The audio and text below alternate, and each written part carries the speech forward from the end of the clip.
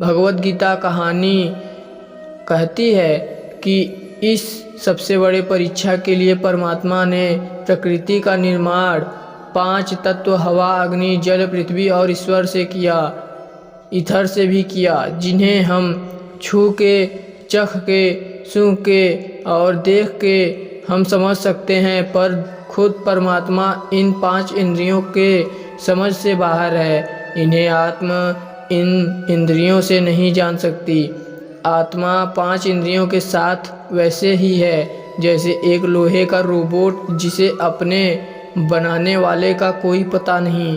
अर्जुन को भी परमात्मा का विराट रूप देखने के लिए भगवान कृष्ण ने दिव्य नेत्र दिए। भगवद गीता समझाती है कि आत्मा अजनबी है, इसे कोई मार नहीं सकता, कोई जला नहीं सकता, कोई डुबा नहीं सकता, कोई काट नहीं सकता, लेकिन आत्मा को परमात्मा के साथ हमेशा रहने के लिए परीक्षा रूपी जीवन में बैठना ही पड़ेगा। इस परीक्षा के लिए परमात्मा से बिछड़कर आत्मा को पृथ्वी पे किसी न किसी रूप में जन्म लेना पड़ता है और 88 करोड़ योनियों के जीने और भोगने के बाद एक आत्मा को मनुष्य का शरीर और दिमाग मिलता है। इस सबसे बड़ी मर्यादाओं की परीक्षा में बैठने के लिए हर मनुष्य को इस पूरी परीक्षा के दौरान तरह तरह की इच्छा और बुरी भावनाओं की चक्रव्यूह में अपने ही भाई बहन और मित्रों के साथ डाला जाता है, जिससे हर आत्मा को अपने अंदर के तामसिक और राजसिक अवगुणों से निकल के सात्विक जीवन में प्रवेश करने के मौके मिलते हैं। हमारे तामसिक गुण वो हैं जो हमारे अंदर ही भावना पैदा करके हमें खुद को उदास और नुकसान पहुंचाते हैं, और हमारे राजसिक गुण हमें ईर्ष्यालु और लोभी बना के दूसरों के प्रति नुकसान पहुंचा सकते हैं। इस परीक्षा के दौरान हर आत्मा को तामसिक और राजसिक गुणों को खत्म करके अपने सात्विक गुण से परिचित होना पड़ेगा। सात्विक गुण वो है जो आत्मा को अपने आसपास ही हर चीज़ से जोड़े और उन्हें प्यार करना सिखाते हैं।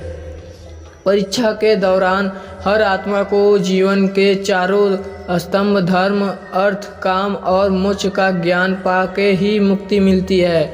यही वो द्वार हैं जिन्हें समझकर ही आत्मा परमात्मा को समझ सकती है।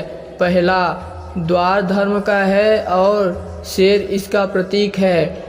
धर्म वही है जो गीता में लिखा हुआ है और धर्म वही है जो धारण किया हुआ है, जिसे आपका दीन मानता है, जैसे झूठ नहीं बोलना, चोरी नहीं करना, भगवान का निरादर नहीं करना, दूसरों को नुकसान नहीं देना, यही सब धर्म है। और हर आत्मा को अपने जीवन काल में हर समय धर्म का पालन करना होगा और उसकी रक्षा करनी होगी। दूसरा द्वार अर्थ है और घोड़ा इसका प्रतीक है। हर आत्मा अपने हर जीवन काल में अपने पृथ्वी पे होने का अर्थ या मूल कारण समझेगी। इस जिंदगी में भोगने वाली चीज़ें और रिश्तों का आनंद लेगी। अच्छा बेटा और अच्छी बेटी, अच्छा भाई या अच्छी बहन, अच्छा पति या अच्छी पत्नी बनके हर दुनियावी रिश्ते पर खरी उतरेगी और इस परीक्षा को पास करेगी। तीसरा काम भगवद गीता समझती है हर मनुष्य के अंदर काम, क्रोध, लोभ, मोह, अहंकार और ईर्ष्या जैसी 6 भावनाएं हैं। हमें अपने और दूसरों के प्रति नुकसान पहुंचा सकती है। इन भावनाओं को हर मनुष्य को हमेशा अपने नियंत्रण में करना होगा, क्योंकि इन भाव में किया हुआ कोई भी काम हमारे जीवन भर की परेशानियां का कारण बन सकता है। और एक आत्मा संतोष और सादगी से इन भावनाओं पर हमेशा के लिए विजय पा सकती है।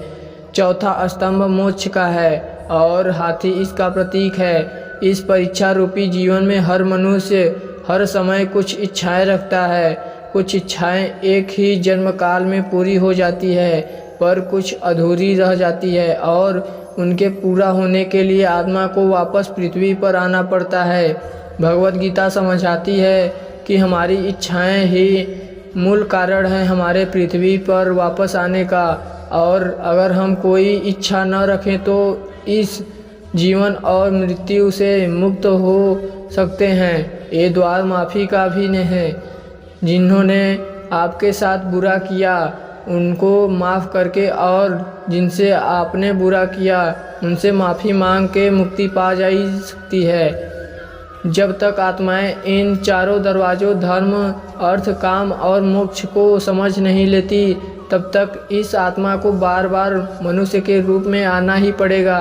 परीक्षा का समय खत्म होते ही आत्मा शरीर और अन्य सब वस्तुओं का त्याग कर देती है। जो भी संसार में रहकर बनाया वो अभी किसी और होगा और आत्मा अपने कर्मों से फैसले के लिए चली जाती है।